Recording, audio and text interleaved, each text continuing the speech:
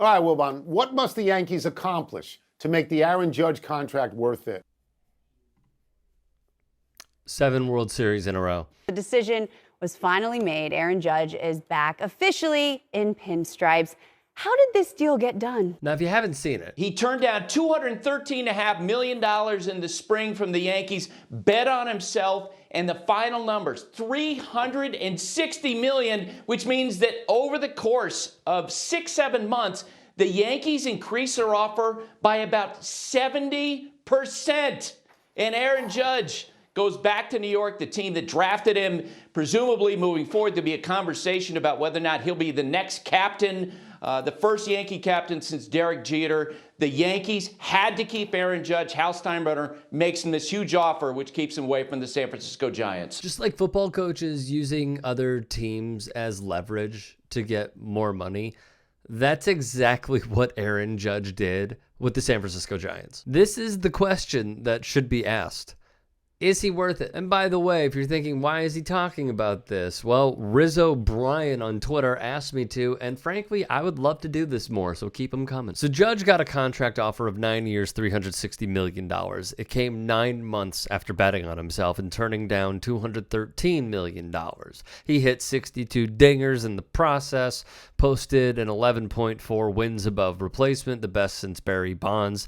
We'll bring up that name in a second as well, with 11.9 and 04, and he beat out Shohei Ohtani, who was fantastic this year in Major League Baseball, okay? There was, of course, the connection to the Giants, because Aaron Judge is a California kid.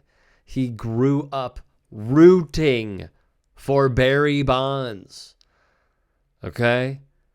The Yankees knew this. We all knew this. So Judge also knew that they knew this, and they had to sweeten the pot. He was top of the league in on-base percentage, slugging, runs batted in, total bases. By betting on himself, the New York Times wrote, Judge earned a $146.5 million increase, more than the payroll of 14 teams last season, from the Yankees' April offer. What this does for me is it shows, and although we have seen it with the Tatises and the Bryces, the mega contracts are here to stay. There is no doubt about it. Some teams might have been a little gun shy when it came to, that's a phrase that should be retired, Bobby Cano, Albert Pujols, and the like, because they knew towards the back burner of these players' careers, it is a poison pill to keep them around. You are hoping to maximize value when they're in their prime. And then when it gets to that 36, 38, 39 range, you're like, well, at least we got what we paid for previously.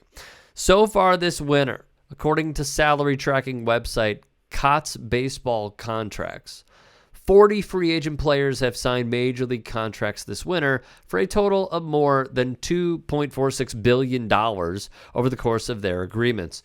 Now, here's the thing.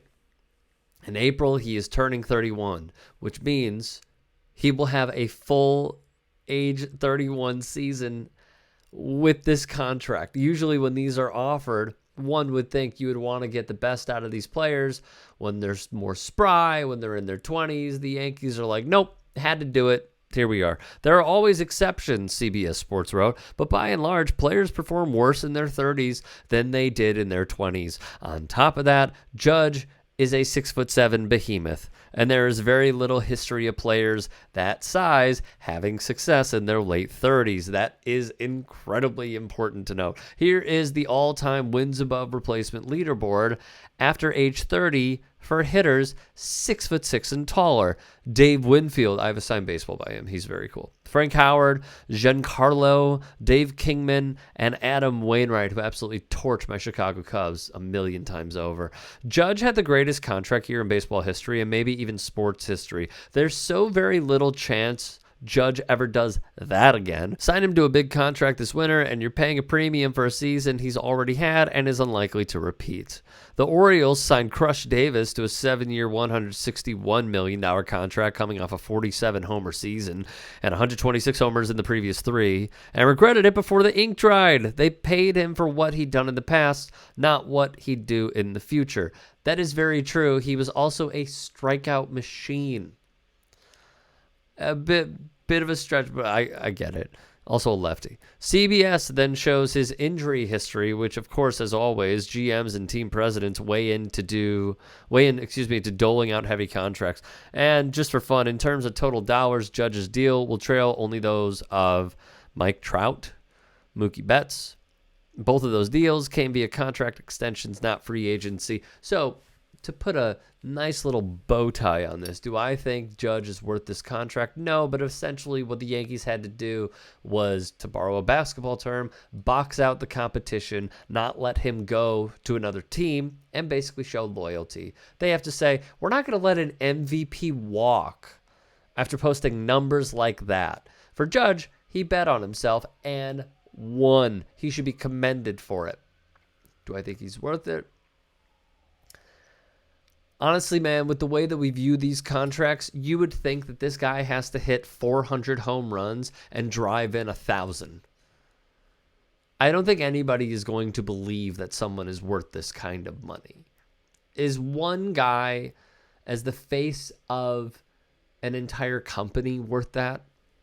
Probably not. But this is professional sports where the billionaires own it and the players are their pawns.